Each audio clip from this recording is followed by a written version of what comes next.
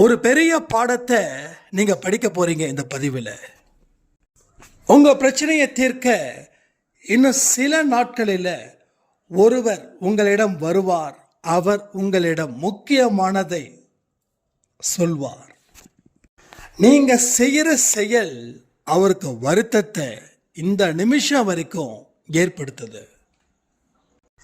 பாவத்தை நிறுத்த மனதில்லைன்னு சொல்லல, அதை நிறுத்த பயப்படுறீங்க, கோழையா இருக்கீங்க. அதனால நல்ல விஷயங்கள் எட்டி கூட பார்க்கல. உங்க விருப்பத்தை சாய்ப்பா நிச்சயமா அறிந்து கொண்டே இருக்கிறார். ஒன்று தெரியுமா, உங்க பிரச்சனைகள் என்றோ தீர்ந்தது. அப்போ இப்போ வரைக்கும் ஏன் பிரச்சனை அப்படின்னு கேட்குறீங்களா? இந்த பதிவு சரியான பதிலடியை உங்களுக்கு கொடுக்கும். 4 திசையில இருந்தும் உங்களுக்கு எதிர்ப்புகள் வர தயாராக இருக்குது. இப்பயோ ஒரு திசை ஃப்ரீயாக இருக்குது. அதில் இருந்து தான் கடவுள் காப்பாற்ற வந்துக்கிட்டே இருக்கார். அதை நீங்கள் அடைச்சிட்டிங்கன்னா உங்களை காப்பாற்ற ஒருவனாலையும் முடியாது. நிச்சயமாக இந்த பதிவு முடிஞ்சதுக்கப்புறம் உங்களுக்கே ஒரு மிகப்பெரிய சக்தி வெளிவரும். அந்த சக்தி உங்களை வழிநடத்தும். ஒரு பெரிய மிராக்கல், அசுர வளர்ச்சி அடைந்த ஒரு சாய்ராம் ஜெர்மனியில் இருக்காங்க. அவங்களுடைய அனுபவம் உங்களுக்கு மிகப்பெரிய ஒரு மருந்தாக அமையும். சாய்பாவோட கடைக்கண் உங்கள் மேலே படணும்னா இந்த பதிவு முடிகிற வரைக்கும் உற்சாகமான மனநிலையில் நீங்கள் கேளுங்க. ஓம் சாயிரா சாயிரா, ஓம் சாயிரா சாயிரா, ஓம் சாயிரா சாயிரா, அன்பே சாயிரா, பேரன்பே சாயிரா, அகிலம் தளிக்க ஆத்மா விழிக்க அனுதினம் சாயிரா, எங்கள் அன்பே சாயிரா.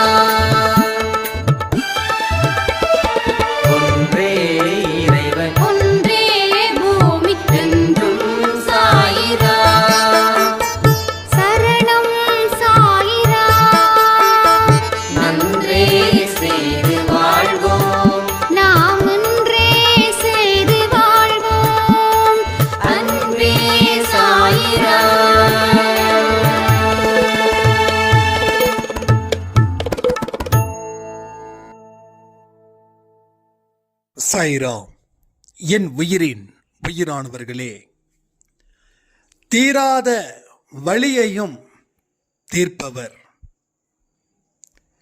தன்னுடைய குழந்தைங்க சந்தோஷமா வாழணும்னா என்னதான் கர்ம வினைகளால அவன் சூழப்பட்டாலும் அந்த கர்ம வினையில இருந்து விலக்கி நம்மளை ஒரு பரிசுத்தமான இடத்துல வாழ வைத்து அழகு பார்க்கிறவர் நமது சாயப்பா. நீங்க வேண்டுங்க, வேண்டாம கூட போங்க. உங்களுடைய ஒவ்வொரு சூழ்நிலைகளையும் நன்றாக தெரிந்து புரிந்து அறிந்து அதன்படி உங்க வாழ்க்கையில சோதனைகளை ஏற்படுத்தி அதன் மூலமா சாதனையை செய்யக்கூடியவர் தான் நமது சாயப்பா. உங்களோட பிரச்சனைகள் முடிவுக்கு வரலையா? உங்க துன்பங்கள் முடிவுக்கு வரலையா? ஒரு நிமிஷம் புரிஞ்சுக்கோங்க. இது எல்லாமே முடிவுக்கு வந்தாச்சு. உங்க பிரச்சனைகளும் தீர்ந்துகிட்டே இருக்குது. அதன் மூலமா பெற்ற துன்பமும் தீர்ந்துகிட்டே இருக்குது. ஆனா நீங்க இன்னும் தீரலன்ற மயக்கத்துல தான் இருக்கீங்க. தீரலன்ற ஒரு விஷயத்தை தொடர்ந்து நம்பிக்கிட்டே இருக்கிறதால தான் உங்களுக்கு அந்த மாதிரியான மனநிலையில நீங்க தொடர்ந்து அந்த துன்பத்தை அனுபவிச்சுக்கிட்டு இருக்கீங்க.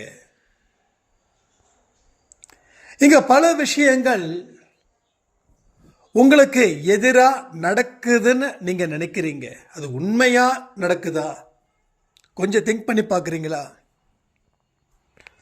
கடவுள் யார் யார் மூலமாகவோ உங்களை எச்சரித்தாரு. உங்களுக்கு வேண்டப்படாதவர்கள், பிடிக்காதவர்கள் மூலமாக கூட சில விஷயங்களை சொன்னா வச்சாரு. ஆனா நீங்க எதையுமே கேட்கல. ஆனா ஒரு ஸ்டேஜில் அவங்க சொன்னது நடந்த உடனே தான் உங்களுக்கு புரியுது, நம்ம சாயப்பா என்னென்னலாம் பேசினாரு, என்னென்னலாம் சொன்னாரு, இதை அவர் சொன்னாரே, இதை இவர் சொன்னாரே, அப்பவே நான் கொஞ்சம் புரிஞ்சிருந்திருக்கணும், புரியாம போயிட்டேனே அப்படின்னு சொல்லி தவிக்கக்கூடிய மனுஷங்க நிறைய பேர். நீங்க கடவுளை வணங்கும் போது மற்றவங்க பேசுறதுலையும் கொஞ்சம் கவனத்தை வச்சுக்கோங்க. சம்பந்தம் இல்லாம ஒரு மனுஷன் உங்களை திட்டுவா, வார்த்தைகளை கவனிச்சு பார்த்தீங்கன்னா உங்களை அவன் எச்சரிக்கை பண்ணிறான்னு அர்த்தம். இது நிறைய விஷயத்துல எனக்கு தனிப்பட்ட முறையில் நடந்திருக்குது. எத்தனையோ விஷயங்களை நான் சொல்லியிருக்கேன், உங்ககிட்ட ஷேர் பண்ணியிருக்கேன். புதுசாக எதுவும் சொல்ல வேண்டியது இல்லை, ஏன்னா அத்தனை விஷயங்கள் சொல்லியிருக்கேன். அதே போல இங்க பலருக்கும் நடந்திருக்குது. ஒன்றும் இல்லை, கணவனும் மனைவியும் சண்டை, மனைவி மேல தவறு இல்லை, கணவன் மேலதான் தவறு. ஆனா கணவன் 1-2 வார்த்தைகள் சொல்லிட்டு தான் கோவப்பட்டு வார்த்தையை விட்டாரு. நீ இப்படியே இருக்கிற, கண்டிப்பா என்னைக்காவது ஒரு நாள் உனக்கு பிரச்சனை ஜாஸ்தி ஆக தான் போகுது, அப்போ உனக்கு தெரியதான் போகுது இந்த பிரச்சனைகள் எப்படின்னு அப்படின்னு என்னை திட்டினாரு. ஆனா அவர் திட்டுறதுக்கு தான், என்னை மட்டப்படுத்த தான், என்னை அவமானப்படுத்த தான், எனக்கு துன்பத்தை ஏற்படுத்த தான் அந்த வார்த்தைகளை சொன்னார்னு நினைச்சேன். ஆனா அது இங்க எக்ஸாக்டா நடந்திருக்குது அப்படின்னு. அப்போ கவனத்தோட நீங்க ஒரு அடியை எடுத்து வைக்கும்போது சில பேர் எச்சரிக்கை செய்வாங்க. அது உங்களுக்கு பிடிச்சவங்களா இருக்கலாம், இல்லை பிடிக்காதவங்களா இருக்கலாம், இல்லை உங்களை பற்றி தெரியாதவங்களா கூட இருக்கலாம். சாயப்பா யாராவது ஒருவர் மூலமா உங்க வாழ்க்கையில் சில விஷயத்தை சொல்லிக்கிட்டே இருப்பார். அதை நீங்க கவனமாக கவனிச்சு, இது எனக்கான வார்த்தைகளா, எனக்கு சரியாக தான் சொல்கிறாங்களா இல்லையா அப்படின்னு சிந்திச்சு செயல்பட்டு இருந்தா உங்கள் துன்பங்கள் காணாமல் போயிருக்கோம். உங்கள் வாழ்க்கையிலையும் நீங்கள் மகிழ்ச்சியோட சந்தோஷத்தோட இந்த நிமிஷம் வரைக்கும் அந்த ஒரு வாழ்க்கையை நீங்கள் வாழ்வீங்க, வாழ்ந்து சாதிச்சிருப்பீங்க. இப்போ இத்தனை விஷயங்கள் நடந்திருக்குது. இனிமேலாவது நம்ம செய்ய வேண்டிய காரியங்கள், கேட்கக்கூடிய விஷயங்கள், கேட்கக்கூடாத விஷயங்கள், இது எல்லாத்தையும் கொஞ்சம் மனசுக்குள்ள வச்சுக்கலாமா? வச்சுக்கிட்டு அதுக்கு தகுந்த மாதிரி செயல்படலாமா? அப்போ ஒவ்வொரு செயலும் வெற்றிகரமா இருக்கணுமா வேண்டாமா? கமெண்ட் பண்ணுங்க. நான் செய்யக்கூடிய ஒவ்வொரு செயலும் வெற்றியை நோக்கி செல்ல வேண்டும், பிரார்த்தனை வையுங்க. கமெண்ட் மூலமா பிரார்த்தனை வையுங்க. நிச்சயமா இது நடக்கும். நீங்க இந்த நிமிஷத்துல இருந்து இந்த பதிவில் சொல்லப்பட்ட எல்லா விஷயத்தையும் நீங்க செய்யும் போது உங்க பிரார்த்தனைகள் 100% பலிக்கும். உங்களுடைய செயல்கள் அத்தனையும் வெற்றிகரமாக மாறும். ஒரே விஷயம், உங்க வாழ்க்கையில நல்லது நடப்பதற்கு உண்டான காலம் இதோ என் சாயப்பா கொடுத்துட்டாரு. இந்த வாய்ப்பை நான் சரியா பயன்படுத்தி வாழ்க்கையில வென்று அந்த வெற்றியை என்னுடைய உறவுகளுக்கும் நண்பர்களுக்கும் என் சாயப்பாவுக்கும் இந்த நாட்டுக்கும் நான் கொடுப்பேன் அப்படின்னு உறுதிமொழி எடுங்க. ஒரே ஒரு விஷயத்தை மட்டும் சொல்றேன். உங்களை சுத்தி 1000 லட்சம் கோடி எதிர்மறை எண்ணங்கள் நீங்க பார்க்குறீங்க, கேட்குறீங்க. அதனால நான் சொல்றத உங்களால சீரியஸா எடுத்துக்கவும் முடியல. அப்ப நீங்க சீரியஸாக எடுத்துக்கலன்னா நான் சொல்லக்கூடிய வார்த்தைகளை அலட்சியப்படுத்தவும் செய்றீங்க. அலட்சியப்படுத்துறதால உங்க வாழ்க்கை அலட்சியப்படுத்தப்படுகிறது. அதை சீரியஸா எடுத்துக்கிறதால உங்க வாழ்க்கை மேல் நோக்கி போகிறது. இது கடவுள் சத்தியம், இதான் உண்மை. நான் நிறைய வார்த்தைகள் சொல்றேன், ஆனா தனிப்பட்ட முறையில் எனக்கு எதுவும் வரல. ஆனா உங்களுக்குள்ள இருக்கக்கூடிய சில கருத்துக்கள் எப்படி இருக்கும் அப்படின்னா, இதற்கு மேலவா இதெல்லாம் நான் செய்ய முடியும், இதற்கு மேலேயா என்னுடைய பிரச்சனைகளை இருந்து தற்காத்து ஒரு மாபெரும் வெற்றியை சாயப்பா எனக்கு கொடுப்பாரு அப்படின்றத போல உங்க மனசுல இருக்கும். ஏன் தெரியுமா? உங்க வாழ்க்கையில ஏற்பட்ட வலி இப்ப இந்த நிமிஷம் வரைக்கும் அனுபவிச்சுட்டு இருக்கிற வலி, இந்த 2 வலிகளும் உங்க 2 கண்களையும் 2 கால்களையும் 2 கைகளையும் 2 காதுகளையும் கட்டி போடுது. அப்ப இந்த 2 வலிகள் தான் உங்க வாழ்க்கையில முழுவதுமா நிறைஞ்சிருக்குது. அதனால நான் சொல்றத உங்களால ஏற்றுக்கொள்ள முடியல. 100 பேர்ல 10 பேர் ஓஹோடு இருக்காங்க அன்பே சாய் குடும்பத்தில். மீதி இருக்கிற 90 பேர்ல ஒரு 40 பேர் நார்மல் லைஃபை லீட் பண்றாங்க, பிரச்சனைகளை இருந்து மீண்டு. மீதி இருக்கிற பேரோ சொல்லக்கூடிய வார்த்தைகளை அலட்சியப்படுத்துறதும், இல்லை என்னால் முடியாதுன்னு சொல்லி ஒதுங்கி நிற்கிறதுலையும் குறியா இருக்காங்க. இப்போ யாருடைய வாழ்க்கையை சாய்ப்பா காப்பாற்றுவார்? நீங்கள் ஒதுங்கி இருக்கிறீங்கன்னு சொல்லி ஐயோ பாவம் அப்படின்னு சொல்லி பரிதாபப்பட்டு உங்களை கூப்பிட்டு வருவார்னு நினைக்கிறீங்களா? ஆனால் கூப்பிட்டு வந்தார், அது தெரியுமா? அன்பே சாய் குடும்பத்தில் கூப்பிட்டு வந்து உட்கார வச்சாரு. ஆனால் இந்த இடத்துல கூப்பிட்டு வந்து உட்கார வச்சு இங்கே எல்லாரும் பேசுறது, சந்தோஷ் பேசுறது, கமெண்ட்ல பேசுறது எல்லாரையும் கவனி, உன் வாழ்க்கை மாறும் அப்படின்னு சொல்லி உங்களை ஒரு இடத்துல உட்கார வச்சு நிறைய வார்த்தைகள் மூலமா உங்க வாழ்க்கையை மாற்றணும்னு சாயப்பா துடிக்கிறார். சாதாரணமா இல்லை, துடியா துடிக்கிறார். நல்லா யோசிச்சு பாருங்க. பெத்தவங்க பிள்ளைங்க நல்லா இருக்கணும்னு ஆசைப்பட மாட்டாங்களா? பிள்ளைங்க நல்லா வாழ்க்கையில் வளரணும்னு சொல்லி முயற்சி பண்ண மாட்டாங்களா? அதற்கு தகுந்த பாதையை குழந்தைங்க முன்னாடி கொடுக்க மாட்டாங்களா? அவர்களுக்காக உழைக்க மாட்டார்களா? செய்வாங்களா, செய்ய மாட்டாங்களா?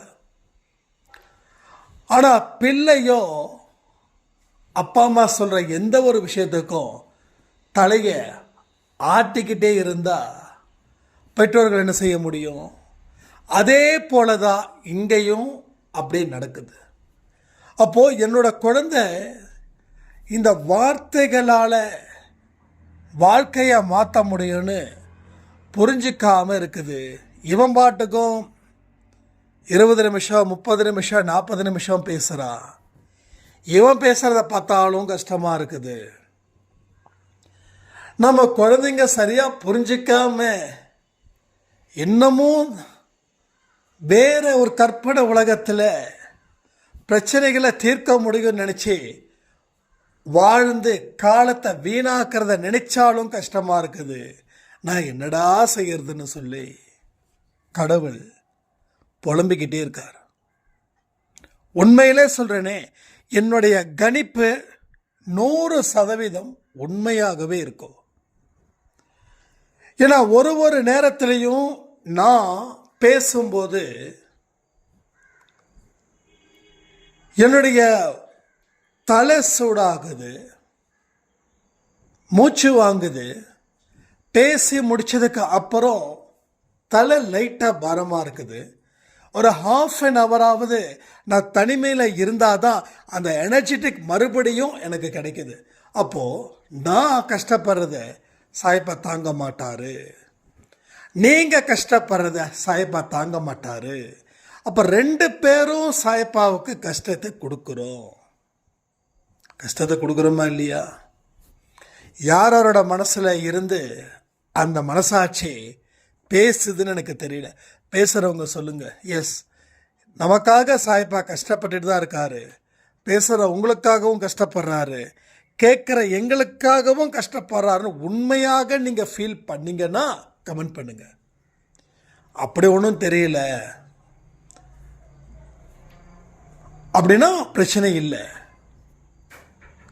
என்றைக்குமே சாயப்பா என்ன நினைக்கிறாருன்னா, ஒரு உண்மையான மனிதனா இரு, உண்மையான அன்பை கொடு, போலியான அன்பை கொடுக்காத, உண்மையான வார்த்தைகளை பேசு, போலியான வார்த்தைகளை பேசாத அப்படின்றார்.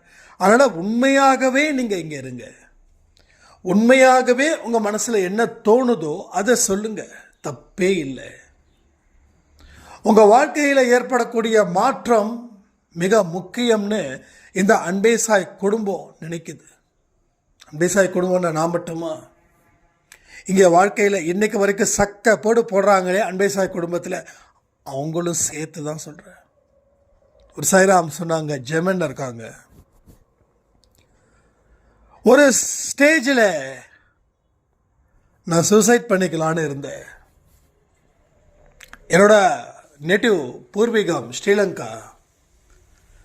சம்பாதிக்க இங்கே வந்த எனக்கு கணவர் இருக்காங்க, 2 குழந்தைங்க இருக்காங்க. கணவர் சரியாக வேலை பார்க்கறது இல்லை, தண்ணி அடிச்சுக்கிட்டு எங்கேயாவது பஞ்சாயத்து பண்ணிக்கிட்டே இருப்பார். எனக்கும் ஒரு பெண், ஒரு ஆண். பெண்ணை காலேஜ் படிக்க வச்சுட்டு வேலைக்கு போகிறாங்க, பையன் காலேஜ் படிச்சுட்டு இருக்கான். இப்போ வரைக்கும் என்கிட்ட சாப்பிட்டியான்னு கேட்டது கிடையாது, தூங்குனியான்னு கேட்டது கிடையாது, நான் ஃபோன் பண்ணால் அட்டன் பண்ணுறதும் கிடையாது. அவங்களா கால் பண்ணும்போது எனக்கு பணம் வேணும்னு கேட்பாங்க. என் கணவர் கால் பண்ணும்போது பணம் வேணும்னு கேட்பாங்க. என் பொண்ணு வேலைக்கு போகிறதே இல்லை, படிக்க வச்சேன், எனக்கு ஏற்ற வேலை கிடைக்கிற வரைக்கும் என்னை தொல்லை பண்ணாதுன்னு சொல்கிறா. யாராவது ஒருத்தவங்க வேலைக்கு போய் செட்டில் ஆகிட்டா நான் இங்கே இருக்கிற கமிட்மெண்ட்ஸை முடிச்சுட்டு குடும்பத்தோடு சந்தோஷமாக இருக்கணும்னு நினச்சி ஏங்கி அழுது என்னுடைய பில்லோ தலைக்காணி ஈரமானது தான் மிச்சம். அழுது அப்போ தான் அன்பே சாய் குடும்பத்தில் சில விஷயங்கள் புதுசாக இருந்தது கேட்கும்போது. அதுக்கப்புறம் மனசை திடப்படுத்தி இன்னைக்கு என் குழந்தைங்க என்னை பற்றி நல்லா விசாரிக்கிறாங்களா விசாரிக்கலையா அதை பற்றி எனக்கு கவலை இல்லை. அவங்களுக்கு தேவையானதை நான் கொடுக்குறேன். அதையும் தாண்டி நான் எக்ஸ்ட்ரா சம்பாதிச்சு இங்கே இருக்கிற ஆர்பனேஜில் இருக்கிற குழந்தைங்களுக்கு வாரம் என்னால் முடிஞ்சதை நான் செஞ்சு தரேன். உண்மையிலேயே ரொம்ப ரொம்ப ரொம்ப ரொம்ப சந்தோஷமாக இருக்குது. ஒரு பெரிய வெற்றியை அடைஞ்சதுக்கு உண்டான பலனை நான் இங்கே அனுபவிச்சுட்டு இருக்கேன். என்னுடைய உடம்புல இருக்கக்கூடிய வலி குறைஞ்சது, உடம்புல மனசில் இருக்கக்கூடிய பலகீனம் எனக்கு குறைஞ்சது. என்னோட முகத்திலையும் ஒரு பொறிப்பு, என்னுடைய செயல்களிலும் ஒரு சுறுசுறுப்பு. எல்லாமே நான் ரொம்ப சந்தோஷமாக இருக்கேன். எதை பிடிக்கணுமோ அதை பிடிச்சேன், எதை விடணுமோ அதை விட்டேன் அப்படின்னு சொன்னாங்க. ஜெர்மனில் இருக்கக்கூடிய ஒரு சாய்ராம்.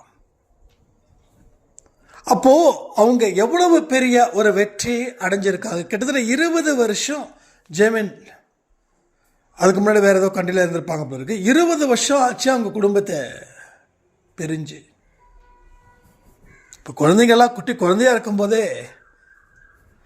குடும்பத்தை விட்டு பிரிஞ்சு குடும்பத்துக்காக தன்னை தியாகம் பண்ண அந்த அம்மாவுக்கு சாய்ப்பா என்னைக்கும் எப்பையும் ஆசீர்வதித்து அவங்க ஆன்மாவை சந்தோஷமாக வச்சுருக்கணும்னு நம்ம ப்ரே பண்ணிக்கலாம் இந்த நேரத்தில்.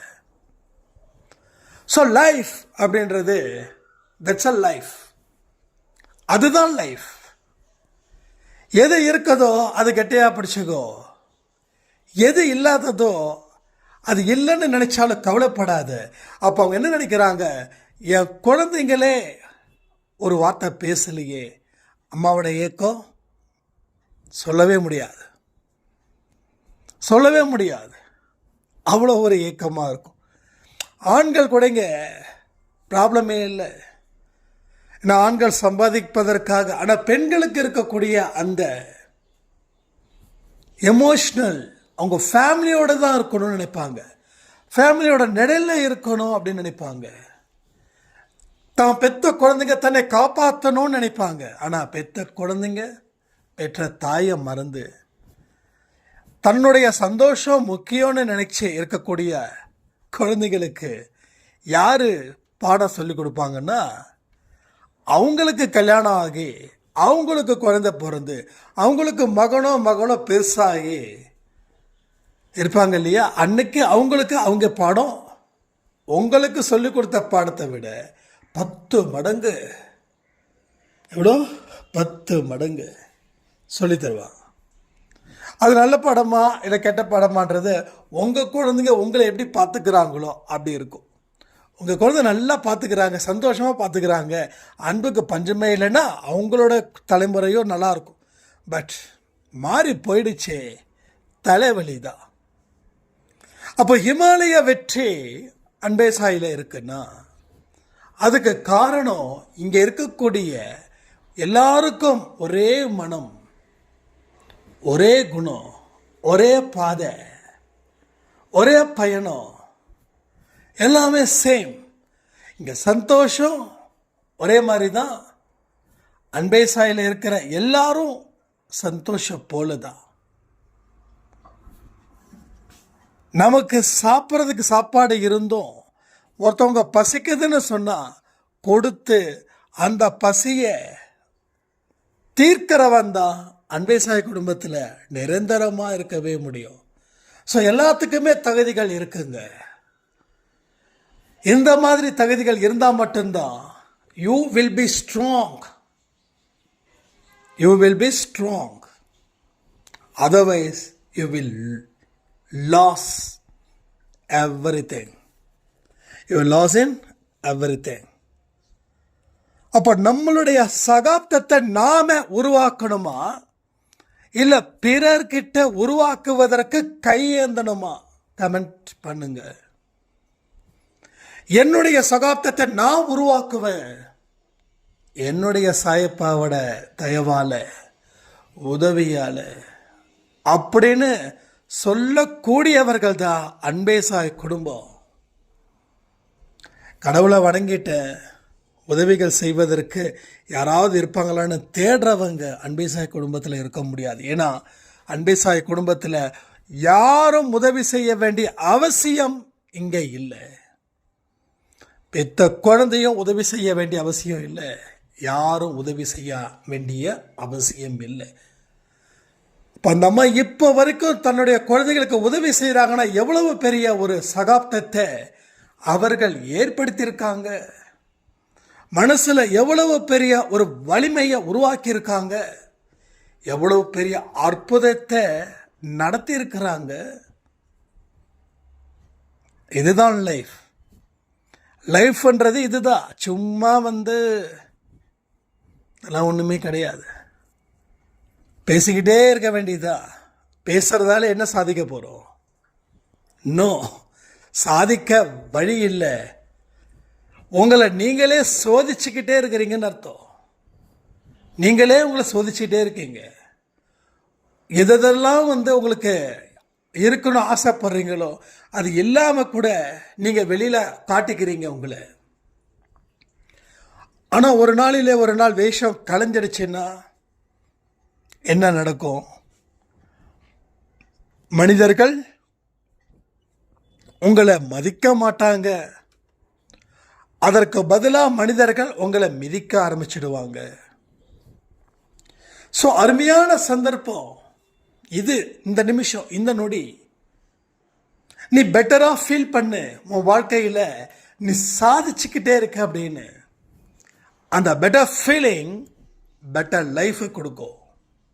ஸோ பேட் ஃபீலிங் பேட் லைஃப்பை மட்டும்தான் உங்கள் கண்ணுக்கு கொடுக்கும். இன்றைக்கி எத்தனையோ பேர் உங்களை அழிச்சுக்கிறீங்க. அதுக்கு என்ன தெரியுமா தாட்ஸு? உங்கள் பேட் தாட்ஸ், பேட் ஃபீலிங் அது உருவமாக மாறி உங்களுக்கு எதிரியாக வந்து நின்று உங்களை வீழ்த்திக்கிட்டே இருக்குது. எவ்வளவு அடித்தாலும் உங்களால் திருப்பி அடிக்க முடியல. ஒரு சாதாரண ஒரு அடிக்கே பொட்டுன்னு விழுந்துடுறீங்க. ஸோ இது அல்லவா நடந்துக்கிட்டு இருக்குதுங்க உங்கள் வாழ்க்கையில். ஆனால் இன்னைக்கு ஒரு பெரிய பலத்தை அவர் கொடுத்துருக்கிறார். இன்னைக்கு ஒரு அதிகாரத்தை கொடுத்துருக்கிறாரு. இன்னைக்கு உங்கள் வாழ்க்கையில் ஒரு மாற்றத்தை ஏற்படுத்தி இருக்கிறாரு.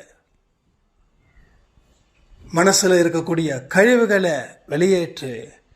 கழிவுகள் உன்னை என்ன செஞ்சிடும். கழிவுகளால் யாருக்கும் எந்த லாபமும் இல்லை. அது எங்கே கொட்டணுமோ அங்கே கொட்டணும்.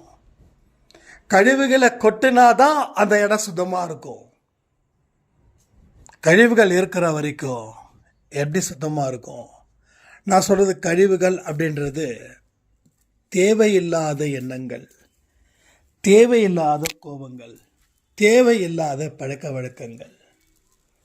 உங்கள் பழக்க வழக்கம் தவறு அப்படின்னு என்னைக்கு நீங்கள் முடிவு பண்ணுறீங்களோ அன்னைக்கு வாழ்க்கையில் ஜெயிக்க முடியும் நான் சொல்ல மாட்டேன். இது தப்புன்னு தெரிஞ்சும் அதை தொடர்ந்து நிறுத்த மன தைரியம் இல்லாத கோழைகளாக நாம் இருக்கிறோம். இந்த விஷயம் பண்ணால் தப்புன்னு தெரியுதா இல்லையா? எல்லாருக்கும் தெரியுதா இல்லையா? ஆனால் தெரிந்து கொண்டும் திரும்ப திரும்ப செய்கிறமே. ஏன் தெரியுமா? அந்த தப்பை நிறுத்துவதற்கு தைரியம் இல்லை. பாவத்தை நிறுத்த தைரியம் இல்லை. இது இல்லாமல் எப்படி வாழ முடியும்? குடிகாரன் கேட்குறான். சரி, இது குடிக்காமல் வாழ்ந்துட்டு இருக்கானேன்னு அவனுக்கு புத்தி தெரிஞ்சும் அவன் கேட்குறான். அப்போது குடி இல்லைன்னா வாழ முடியாது, குடி இருந்தால் தான் வாழ முடியுன்ற நிலைக்கு அவன் தள்ளப்படுறான். அப்போது அவனுக்கு பயமும் இருக்குது, கோழைத்தனமும் அவனுக்கு இருக்குது. இது மாதிரி ஒவ்வொரு மனுஷனுக்கும் ஒவ்வொரு அடிமைத்தனம் இருக்குதுங்க. எத்தனையோ விஷயங்கள் சொல்லிக்கிட்டே போகலாம். எதில் நீங்கள் பலகீனமாக இருக்கீங்கன்றதை பாருங்கள். அந்த பலகீனம் உங்களை மேலும் மேலும் பலகீனமாக்கும். அந்த பலகீனம் செய்யக்கூடிய எந்த ஒரு செயல்களையும் செய்ய மாட்டேன், அதை அந்த பக்கம் எட்டி கூட பார்க்க மாட்டேன்னு உங்களால் சொல்ல முடியுமா? சொல்ல முடிஞ்சால் உண்மையிலே சொல்கிறேன், நீங்கள் வீராதி வீரன். முடியலன்னா நீங்கள் கோழை. ஆனால் மனசு வச்சா நீங்கள் வீரனாக முடியும். ஆனால் மனசு தான் இங்கே பிரச்சனையாக இருக்குது. நான் நினைக்கிறதெல்லாம் நடக்குது அப்படின்னா எஸ், உங்கள் வாழ்க்கை வீணாக ஆயிடுச்சுன்னு நினைக்கிறீங்க, வீணாகிக்கிட்டே இருக்குது. உங்கள் வாழ்க்கை நல்லா இருக்குதுன்னு நினைக்கிறீங்க, நல்லா இருக்குது. ரெண்டுத்துக்கும் ஒரே இது தான். எதை நினைக்கிறோமோ அது நடக்குது, எதை விதைக்கிறோமோ அதை அறுவடை செய்கிறோம். ஸோ விதைச்சதை தான் அறுவடை செய்கிற, விதைக்காததை அறுவடை செய்ய முடியாது. நினைச்ச நடக்குது, நினைக்கல நடக்கலை. இப்போ என்ன நினைக்கணும், ஏது நினைக்கணும், எப்போ நினைக்கணும், இது எல்லாமே உன் கையில் இருக்குது. நீ தான் உன்னை உருவாக்கணுமே தவிர உன்னை உருவாக்க எவனும் வரமாட்டான், ஒரு பையன் வரமாட்டான். ஏன்னா அவனை உருவாக்கவே எவனையாவது ஒருத்தனை தேடிட்டு இருக்கான், நாம் அவனை போய் தேடிட்டு இருக்கிறோம். ஸோ எல்லா விஷயத்தையும் கொஞ்சம் டீட்டெயிலாக திங்க் பண்ணிங்கன்னா கடல் போல ஒரு படிப்பை நம்ம படிக்கலாம். எத்தனையோ பாடங்கள் இருக்குது, சாதாரண பாடங்கள் இல்லை. வாழ்க்கைன்றது சாதாரண பாடம் நீங்கள் நினைக்கலாம். ஆனால் அதை படிக்க படிக்க தான் அந்த பாடம் விரிவடைந்து கொண்டே போகும். ஒவ்வொரு பாடமும் சுவாரஸ்யமாக மாற்றணுன்னா வாழ்க்கை சந்தோஷமாக இருக்கும். ஒவ்வொரு பாடமும் வேதனையோடு இருந்துச்சுன்னா வாழ்க்கையும் வேதனையோடு முடிஞ்சிடும். இது எல்லாத்தையும் புரிஞ்சிக்க முயற்சிகள் செய்தா வெற்றி நிச்சயம் சாயின் சத்தியம் சொல்லி இந்த பதிவை நான் முடிக்கிறேன். ஜெய் சாய்ராம்.